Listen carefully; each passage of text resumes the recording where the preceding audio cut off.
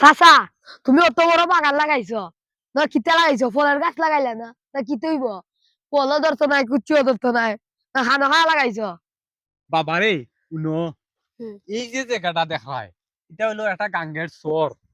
এই চরের মধ্যে যদি আমি একটা ফুলের গাছ লাগাই বা একটা ফলের গাছ লাগাই, তো আমি তো নিয়া ফল খাইতে পারতাম না, একটা ফুল চিড়িয়া নিতে পারতাম না।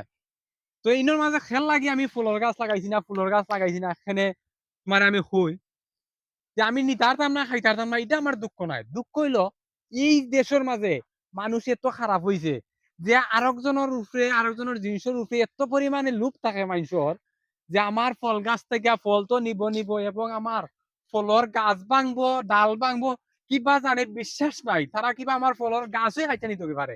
এই কারণে আমি এত বড় বাগান করছি, এই বাগানের মধ্যে একটা ফলর গাছ নাই একটা ফুলের গাছ নাই, আছে খালি বড় বড় বৃক্ষ বৃক্ষ গাছ সকল।